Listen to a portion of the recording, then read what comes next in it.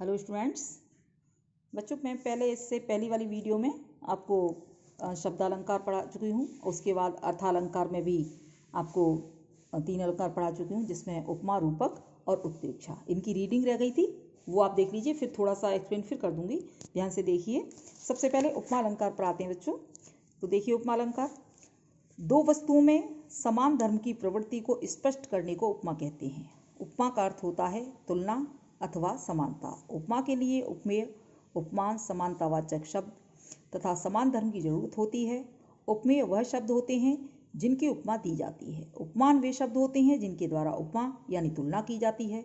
और समानतावाचक शब्द अव्यय होते हैं, जैसे ज्यों, सम, सा, सी, सरसी इत्यादि। समान धर्म शब्द उपमेय तथा उपमान की समानता को व्यक्त करने के वाले होते हैं। इसे उपमा अलंकार कहते हैं और यह एक अर्थालंकार है। उदाहरण के लिए, मुख मयंक सम मंज मनोहर। इस काव्य पंक्ति में मुख उपमेय है, चंद्रमा उपमान है, मनोहर समान धर्म है तथा सम वाचक शब्द होने से उपमा अलंकार की परिपुष्ट हो रही है, अर्थात उपमा अलंकार स्पष्ट है। हाय फूल सी कोमल बच्ची हुई राख की ढेरी। इस काव्य पंक्ति में फूल उपमान, बच्ची उपमेय, कोमल साधारण धर्म तथा सी वाचक शब्द होने से यहाँ उपमा अलंकार परिपुष्ट हो रहा है।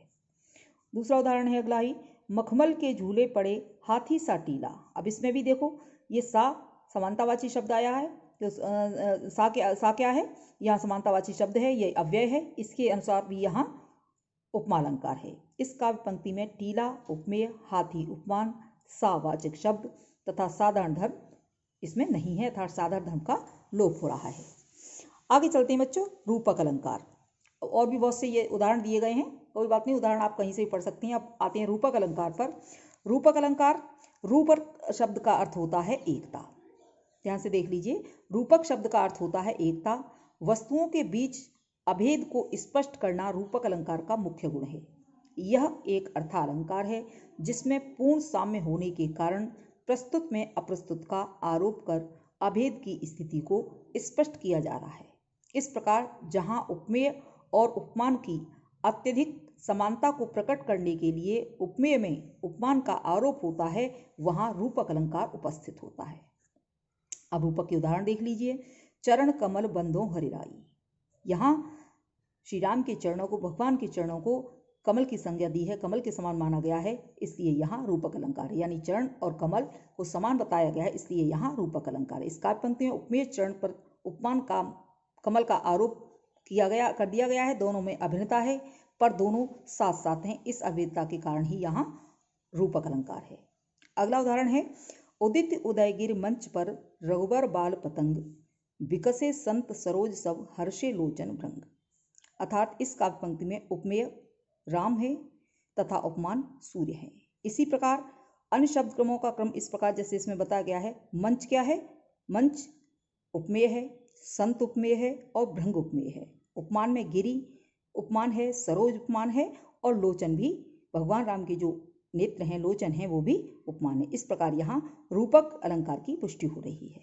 और भी उदाहरण इसमें दिए गए हैं, वो उदाहरण आप कहीं से भी पढ़ सकते हैं। इसी प्रकार के अन्य उदाहरण भी होंगे। अब आगे आता है बच्चों उत्प्रेक्षा अलंकार। उत्प्रेक्षा अलंकार में उत्प्रेक्षा का अर्थ होता है किसी वस्तु के संभावित रूप की अपेक्षा करना। उपमेय अर्थात प्रस्तुत में उपमान शब्द अर्थात अप्रस्तुत की संभावना को उत्प्रेक्षा अलंकार कहते हैं। उत्प्रेक्षा एक अलंकार अर्थालंकार है। यह विलक्षण कल्पना के रूप में काव्य को विशिष्टता प्रदान करता है। अर्थ को चमत्कारपूर्ण तथा आकर्षक बनाने के लिए उत्प्रेक्षा अलंकार का प्रयोग काव्य में किया जाता है। इसमें मानो, जानो, जनु मनु, ज्यों इत्यादि शब्दों का प्रयोग होता है। उदाहरण के लिए, सोहत ओढ़े पीत पट श्याम सलोने गात, मनहु नीलमण शैल पर आतप परियो प्रभात। इस काव्यांश में श्री कृष्ण के श्यामल शरीर पर नीलमणि पर्वत की तथा पीत पट पर प्रातःकालीन धूप की संभावना व्यक्त की गई है, अतः यहाँ उत्प्रेक्षा अलंकार है। अगला उदाहरण है, चली मनो आंगन कटी ताते राते पाए। इस काव्य पंक्ति में चरणों के लाल होने का कारण बताते हुए कहा गया है, मानो कठोर आंगन में चली हो, इसलिए पैर लाल हो गए हैं। अगला उदाहरण है, चमचमात चंचल नयन बिच घूंघट पट छीन, मनहु सुर सरिता विमल जल उछरत जुग मीन।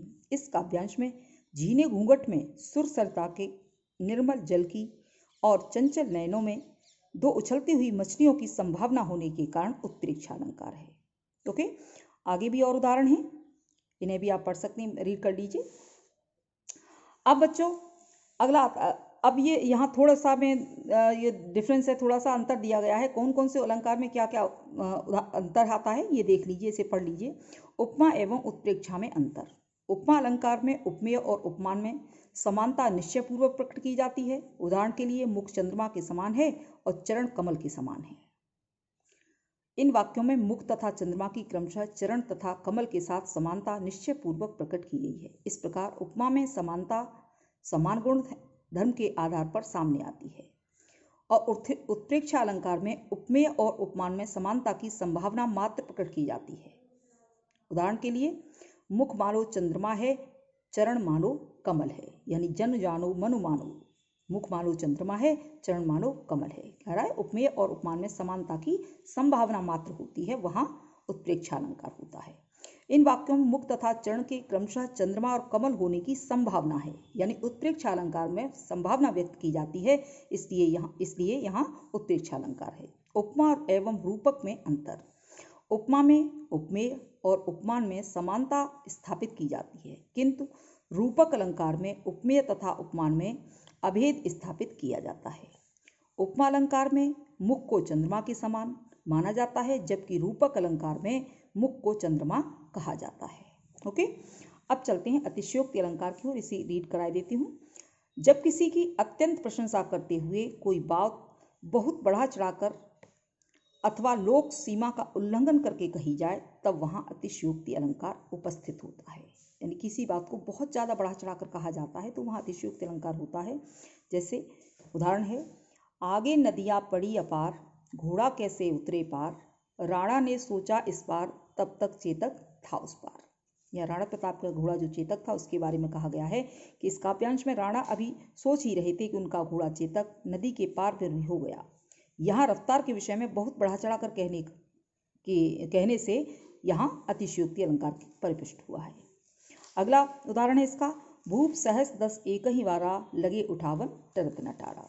सीता स्वयंवर के समय 10,000 राजाओं ने एक साथ धनुष उठाने पर भी शिव धनुष नहीं हिल पाया। यहाँ शिव धनुष के चमत्कार का बढ़ा चढ़ाकर वर्णन करने से यहाँ अतिशयोक्ति अलंकार है। एक उदाहरण और पढ़ाई देती हूँ। चंचल स्नान कर आए चंद्रिका पर्व में जैसे, उस पावन तन की शोभा आलोक मधुर थी जैसे। इस काव्यांश में नायिका के सौंदर्य का बढ़ा चढ़ाकर वर्णन किए जाने के कारण अतिशयोक्ति अलंकार है। अब बच्चों आगे चलते हैं मानवीकरण अलंकार। मानवीकरण अलंकार को देख लीजिए। अमानव अर्थात मानव से इतर वस्तुओं में मानवीय गुणों के आरोप की साधारण प्रवृत्ति या प्रक्रिया को मानवीकरण कहते हैं। जहाँ कवि काव्य में भाव एवं प्रकृति को मानवीकृत कर देता है, वहाँ मानवीकरण अलंकार होता है। यह एक अर्थालंकार है। मानवीकरण भी अर्थालंकार। उदाहरण के लिए, दिवसावसान का समय, मेघमय आसमान से उतर रही संध्या सुंदरी परी सी धीरे धीरे। इस काव्यांश में संध्या का सुंदरी व परी के रूप में मानवीकरण होने से यहाँ मानवीकरण अलंकार है। अगला उदाहरण है, कार्तिक की एक हंसमुख सुबह, नदी तट से लौटती गंगा नहाकर। इस काव्यांश में सुबह को एक स्त्री के रूप में व्यक्त किया गया है जो गंगा नहाकर लौट रही है, अतः यहाँ भी मानवीकरण अलंकार है। अगला उदाहरण, खग कुल कुल सा बोल रहा, किस लय का अंतर ढोल रहा, लो यह लतिका भी भर लाई, मधुमुकुल नवल रस गागरी। इस काव्यांश में पत्तों बेलों आदि का मानवीकरण होने से मानवीकरण अलंकार है। और भी यहाँ बहुत से उदाहरण हैं जो मानवीकरण अलंकार के उदाहरण हैं।